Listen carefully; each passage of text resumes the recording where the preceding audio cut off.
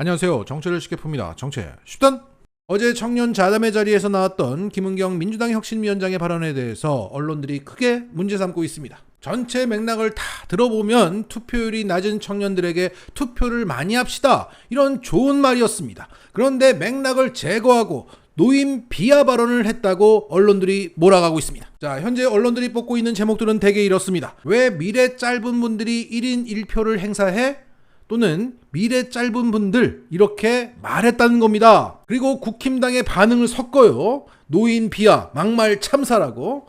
그렇게 조리돌림하면서 또다시 다음 총선에서 노인 비하 발언으로 재미 좀 보고 싶은 모양입니다. 자, 김은경 혁신위원장의 실제 발언은 이겁니다. 둘째 아이가 22살이 된 지 얼마 안 된 아이인데 중학교 1학년 때인지 2학년 때인지 저에게 이런 질문을 했다. 왜 나이 드신 분들이 우리 미래를 결정해? 그러는 거다. 자기가 생각할 때는 평균 여명을 얼마라고 봤을 때 자기 나이부터 여명까지, 엄마 나이로 여명까지 해서 비례적으로 투표를 하게 해야 한다고 하는 것이다. 그 말은 합리적이다. 그런데 민주주의 국가에서는 1인 1표이기 때문에 현실적인 어려움이 있지만 그게 참 맞는 말이다. 아들은 우리 미래가 훨씬 긴데 왜 미래가 짧은 분들이 똑같이 1대1 표결을 하냐는 거다. 되게 합리적이지만 민주주의 국가에서는 1인 1표 선거권이 있으니까 그럴 수 없는 것이라고 이야기를 했다. 그래서 투표장에 청년들이, 젊은 분들이 나와야 의사가 표시된다고 결론을 내린 기억이 난다 라고 말했던 겁니다. 그러니까 김은경 위원장의 둘째 아이가 어릴 적에 했던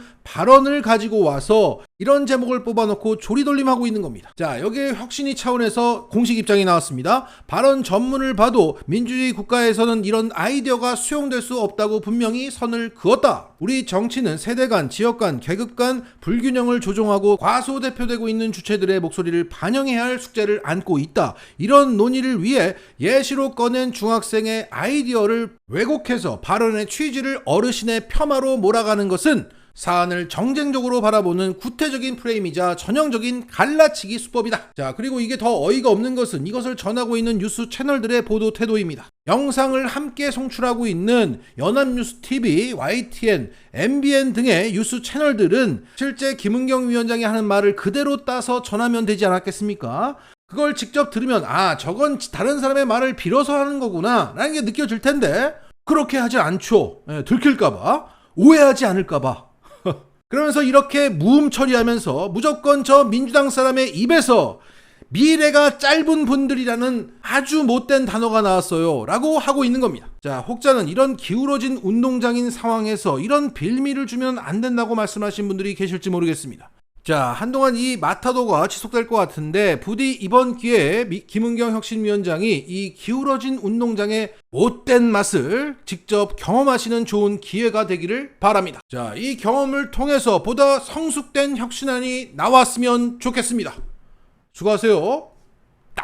최근 원희룡 국토부 장관에 대한 현안 질의에서 큰 활약을 했던 이소영 의원의 세탁글이 확인돼서 역풍을 맞고 있다는 소식입니다. 오늘 클리앙에서 Uncensored 라는 분의 글이 올라왔습니다. 자, 그 글의 내용을 보니까 총선에 다가오자 김앤장 출신인 이소영에 대한 이미지 세탁이 들어간 것 같다. 초선 5적으로 찍힌 그의 세탁글이 올라온다고 해서 클리앙에는 먹히지 않을 것 같은데 오늘 조동이라는 사람이 이소영 의원이 겸성공장에 출연해서 이문정 검사와 인연을 강조했던 글을 올리더라. 그런데 그 조동이라는 사람은 올해 5월에 클리앙에 가입한 사람이다. 그러니까 총선에 임박해서 급하게 가입한 것으로 보인다는 거죠. 그의 활동 이력을 보니까 공감을 딱 6번 누른 적이 있는데 그 절반이 이소영 세탁글이더라. 그래서 이 조동이라는 사람의 활동 목적이 뚜렷해 보였다. 그래서 좀 더 알아봤더니 이소영 의원실에 있는 비서관 중 김시연이라는 사람이 있는데 그 아이디를 보니까 영문으로 시연을 쳤을 때의 아이디더라. 그래서 참 씁쓸했다, 뭐 그런 내용입니다. 자, 시민들이 아무리 이소영 의원이 좀 밉상이라고 하더라도 잘한 건 잘했다고 얘기하고 못한 건 못했다고 얘기하는 겁니다.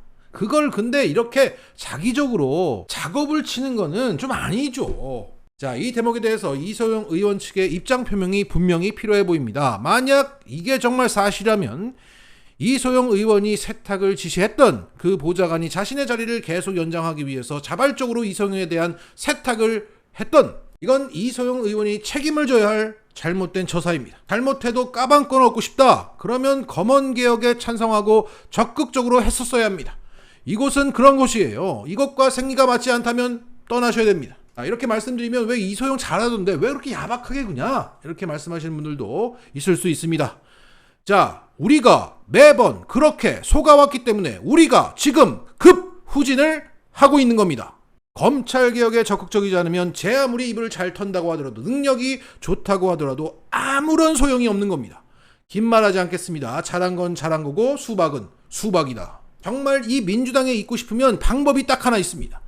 기자회견을 열어서 딱 한 줄만 외치고 관련 법안에 서명하세요.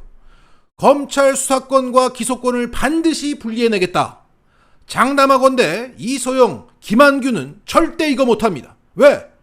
김현장이 장사가 안 되니까. 이런 가운데 오늘 이소영의 세탁에 본의 아니게 동원되었던 임은정 검사가 이런 글을 올렸습니다. 문재인 정부가 들어선 후에도 그렇고 그런 검사들이 계속 중용된 것을 보고 이번에도 검찰개혁이 실패할 거라는 걸 직감했습니다. 검찰은 언제 우리가 네 편이었냐 라는 듯 안면몰수하고 홍위병이 되어 충성을 다했던 종전 권력을 겨냥한 수사로 정의의 심판자 행사를 하고 야바이꾼처럼 자체 개혁을 추진하는 채 하면 속사정을 모르는 시민들은 속기 마련이지요. 검찰총장 취임 때부터 조마조마하게 그 행보를 지켜본 검사로서 총장 사퇴 후 대선으로 직행하는 것을 보면서 검찰이 망하겠구나 싶어 한동안 서글펐다가 이제는 담담합니다.